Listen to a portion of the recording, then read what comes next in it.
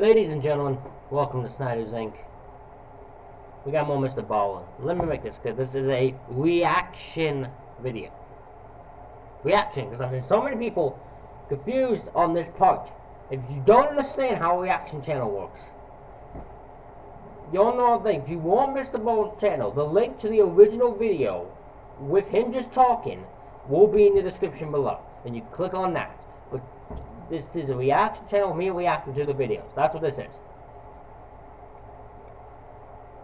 Anyways, this one is top 3 scariest places people got stuck. This is part 2 of this. We did one already.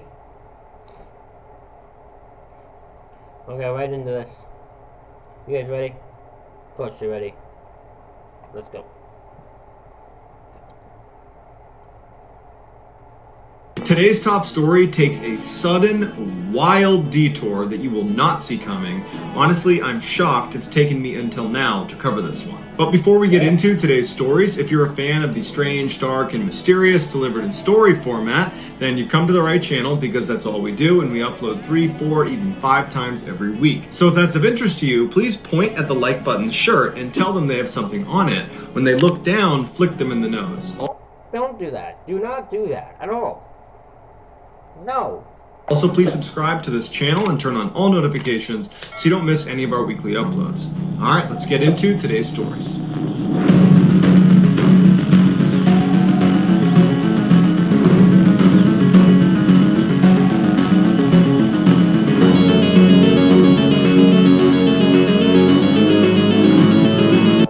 $127 hours. Whoa! How many days is that?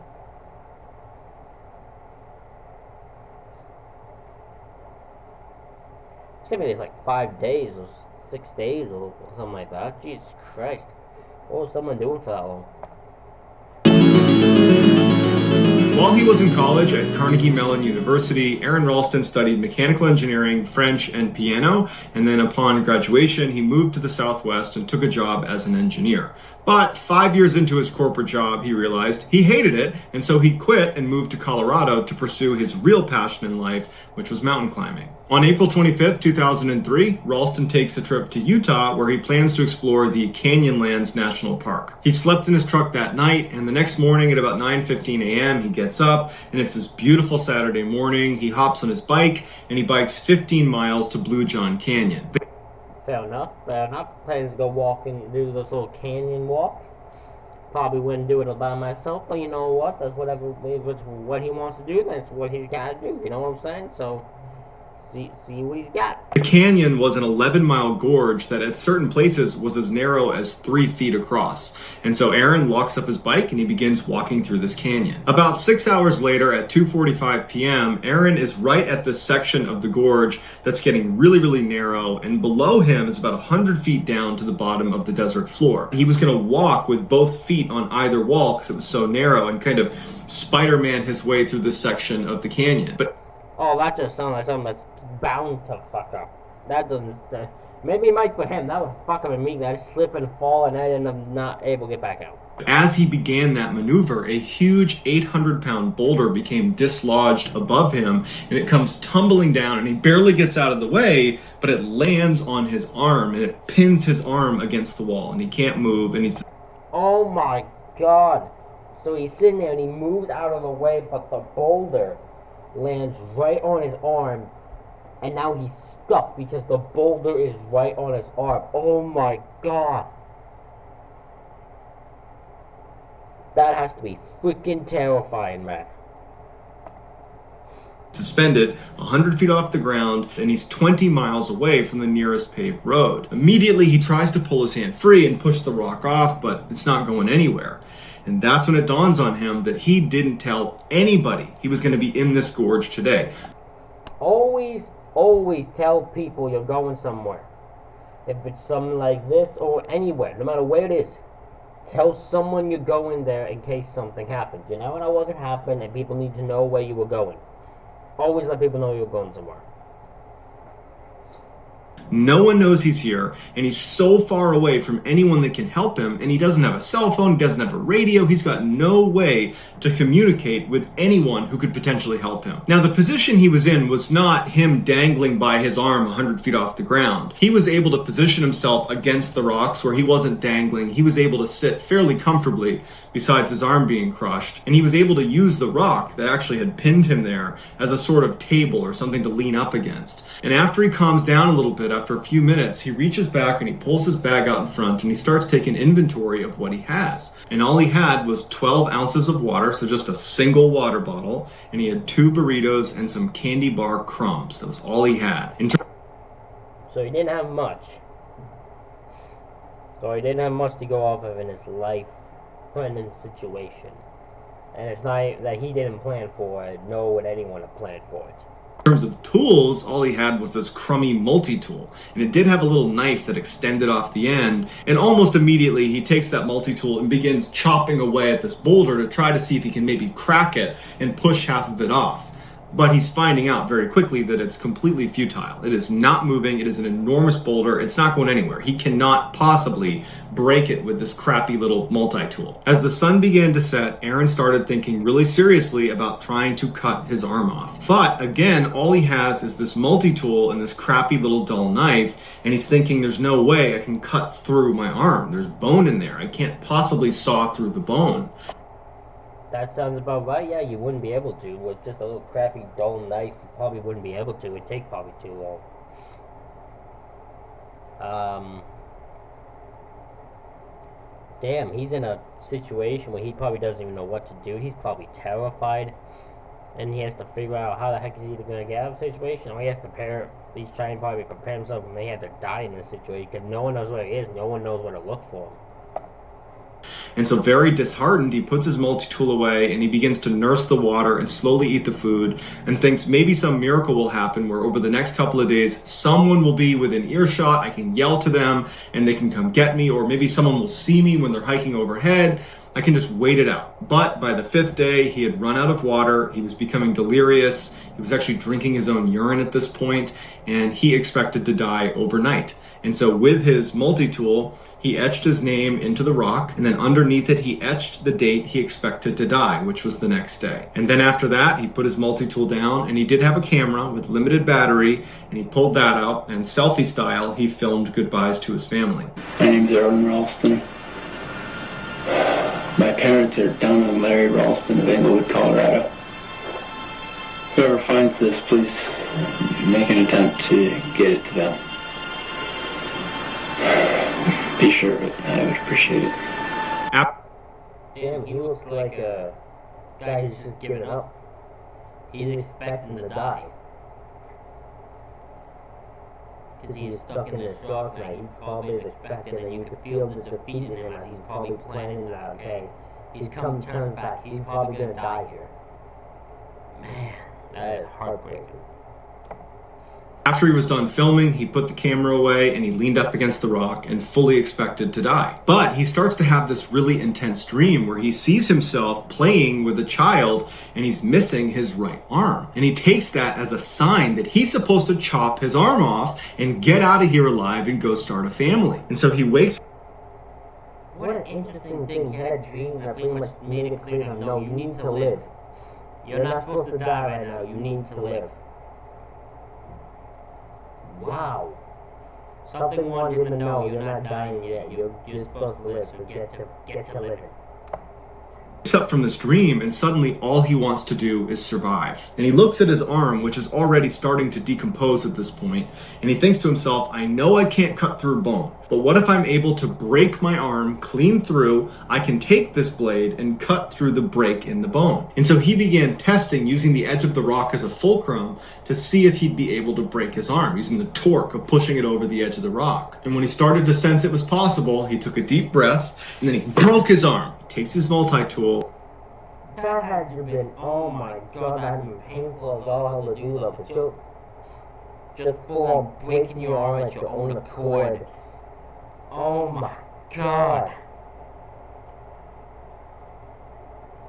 That'd be painful as all hell. And over the next hour, he would painstakingly saw through his entire arm. Once his arm was free, he couldn't believe it. He actually smiled when he saw his arm still pinned underneath the rock because of his sheer will to live at this point. And high on adrenaline, he climbed the 65 feet out of this canyon with his one arm. He gets to the trail and he runs 6 miles, and he happens to run into a group of hikers. They give him food and water, and they're totally alarmed by him, but they're happy to help him. They call 911 and medics arrive and they save Aaron's life. Following Aron Ralston's rescue, they went back to retrieve his arm. But in order to move that boulder, they had to bring out 13 park rangers, a hydraulic jack, and a winch, and all this heavy equipment, and they were barely able to move it. And they told Aron, had you still been in place, there's no way we could have placed the equipment without killing you.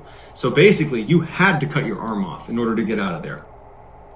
Oh my god, so if he had not done that, they would not have been able to save him, because they would have said, there's no way they could have placed the equipment there without killing you. So you would, like, him cutting his arm off was the only way he would have survived that.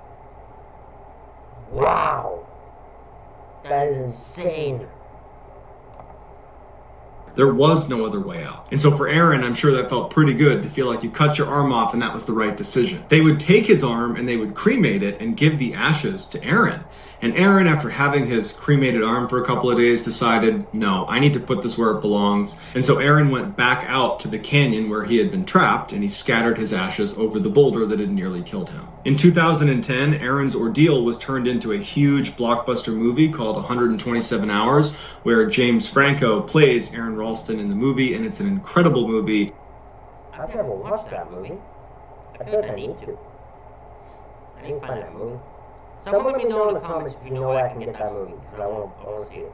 Albeit it's pretty hard to watch. Aron Ralston himself said the movie, although it's a drama, is pretty much a documentary, because James Franco does an incredible job portraying his emotions and what it was actually like to be trapped underneath this boulder for 5 days.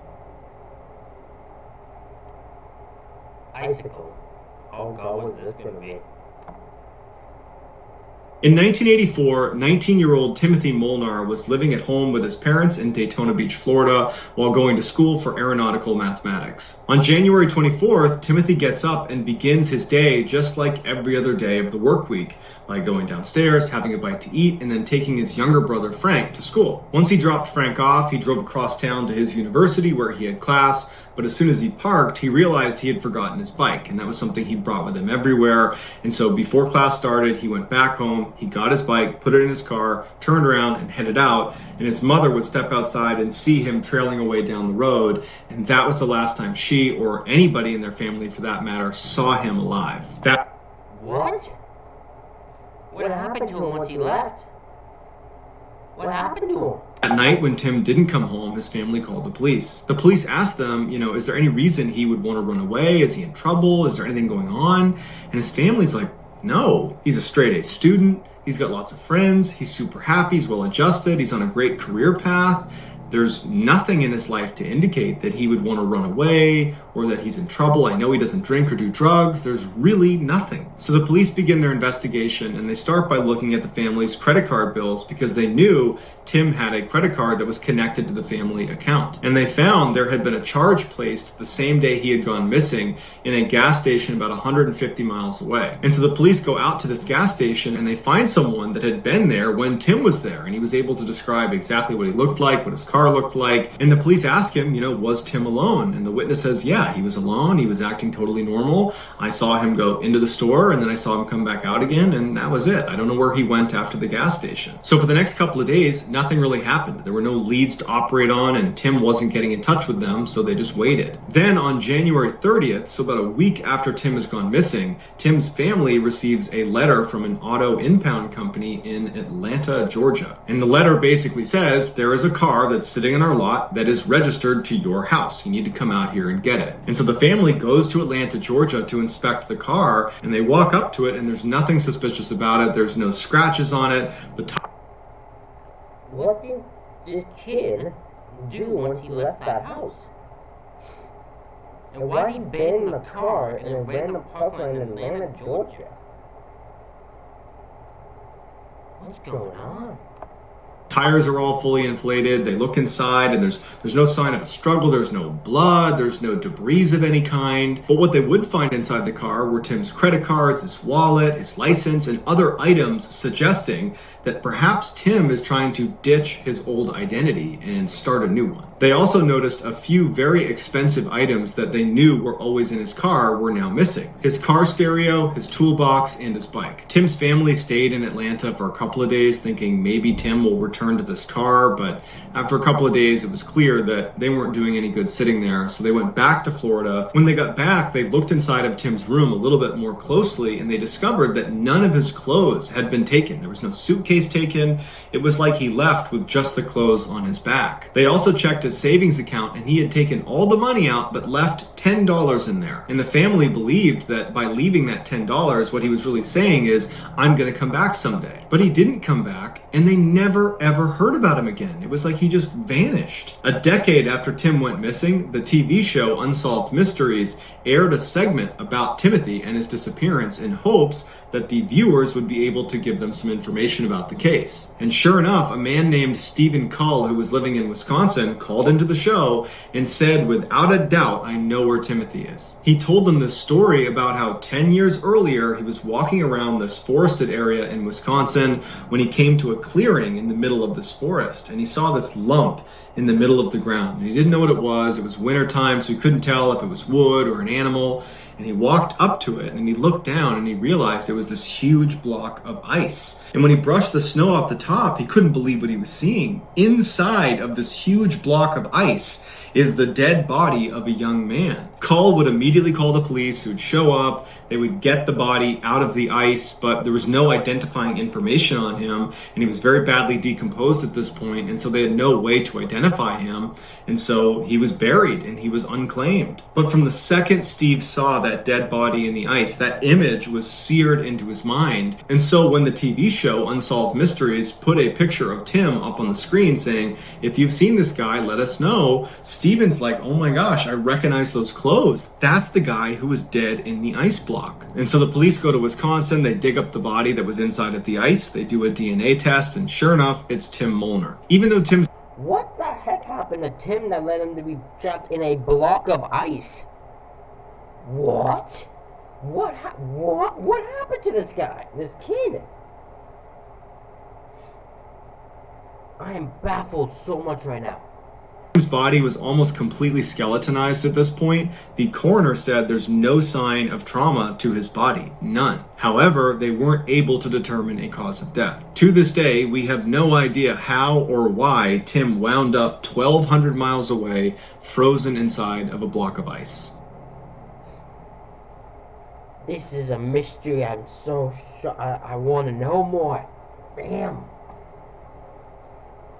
In 2009, 25-year-old Larry Mario Moncada graduated from college and moved back in with his parents in Iowa. He was excited about his future and his parents were extremely proud of him. As soon as Larry moved back home, the first thing he did was go out and get a placeholder job at the No Frills supermarket, which was a local supermarket right in town. He figured, you know what, it's temporary, but I don't want to just sit around all day. I want to do that until I find my career. But even though the job was supposed to be temporary, he found that he kind of loved the job, because he loved the people he worked with, and his co-workers would later say that they loved working with him too. But everything in Larry and his family's life would get turned completely upside down in November of 2009. On November 26th, while a blizzard raged outside, Larry and his family celebrated Thanksgiving inside. After everyone was done eating, Larry told them that he actually had an overnight shift at the supermarket, and I don't think his family knew he had this shift, so they were like, oh man, do you really gotta go? The weather's so bad. And he's like, no, I gotta go, I don't mind. And they're like, all right, well, hey, sorry you gotta work. And Larry walks outside and goes to work. The next... I mean, that's how it works, yeah?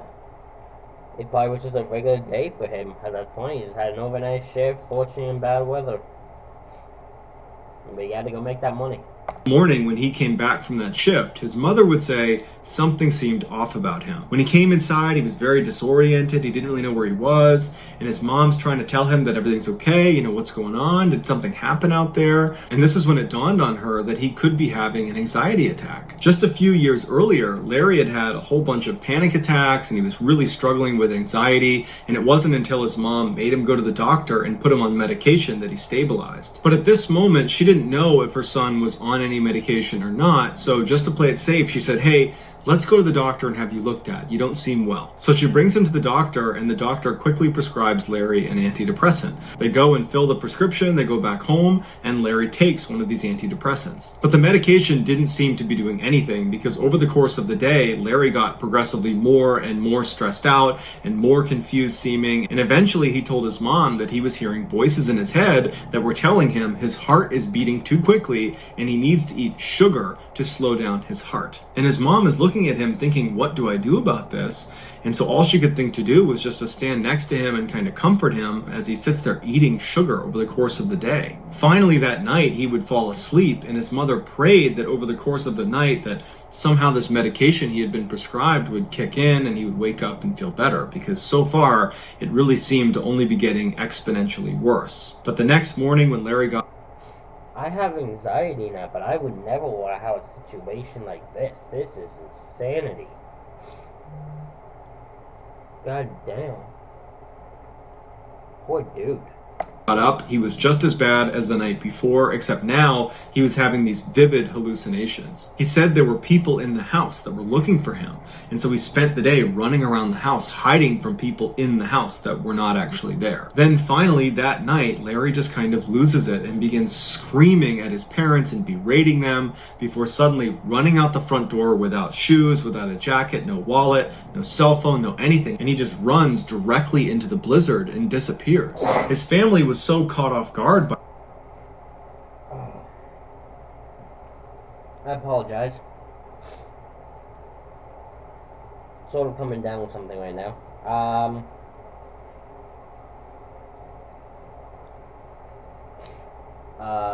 But yes, it is a very sad thing he's going through right now, where he doesn't really, like, he's kind of hallucinating, he's kind of doesn't know what's going on, and all while doing that has failed. Like, he's yelling at people, and now he's running out of the house, no shoes, no jacket, no nothing on. Just run into a blizzard, so he's probably running to his death right now. By this happening that it took them a minute to get out the front door after him, but it was snowing so hard they could barely see in front of their face, and they knew he was gone. So immediately they call the police, but the police have the same issue. They can't really go looking for him right now because the visibility was so bad. And so they told his family that we can't really start until tomorrow morning, so hopefully he turns up tonight. So the next day, when the weather clears up a little bit, the police go out looking for Larry, and they're asking people in town if they've seen him, and no one's seen Larry. And unfortunately, because it had snowed so much the night before, any of Larry's tracks leading out of Larry's house were now covered over. And so after a couple of days of this, when there's just no sign of this guy, the police say to the family, look, there's not much we can do. We're just going to have to wait to see if he turns up. 10 years later, the No Frills supermarket where Larry used to work was out of business, and it was about to get torn down, and some contractors were sent in to start ripping down the shelving and breaking down the inside of the building. And when they went into the back, There's a No Frills where I live. I don't know why I felt the need to bring that up. I just wanted to raise it. There's a No Frills where I live. And began pulling away those huge freezers that keep your milk and your dairy products in. They start pulling those away from the wall. Larry's body comes tumbling out. It had been pinned in this tiny 18-inch wide space between the back of the freezer and the wall. It's believed on the night Larry ran out of his parents' house barefoot into a blizzard, he ran right up the road and went to the No Frills supermarket. Now, it was closed at the time, but he had access to the back door with the key code because he worked there. And so he went inside and he climbed on top of the freezers, the section of the freezers that jut back into the space that no one in the store can see. And he climbed on top because on top top of there, all the workers would kind of congregate up there. It was like a little clubhouse where the workers would avoid the managers for little pockets of the day. And so Larry probably climbed up there because it represented a really happy place for him. And when he got up there, he must have somehow tripped and fallen into the tiny 18-inch space between the freezer and the wall. Investigators... Damn, dude, he got stuck between a freezer and a wall, and there was absolutely no way for him to get out of that. Oh my god, that sucks so much. That poor dude. Believe there's no way he actually got hurt when he fell into this little space. He got wedged in there, but he wasn't harmed. The problem was these huge fans that run constantly to keep the freezer cold were unbelievably loud and would have completely drowned out his cries for help. And so no one knows for sure how long this took, but eventually he would die because no one heard him. Looking back at old Facebook posts around the time that Larry would have been dead behind the freezer, there was a whole bunch of people that were commenting on Facebook that they didn't want to shop at the No Frills supermarket anymore. Apparently there was a really bad smell coming out of the back freezer. So that's going to do it, guys. Yeah, the smell was his body. Damn, man. That's probably why it closed down, too.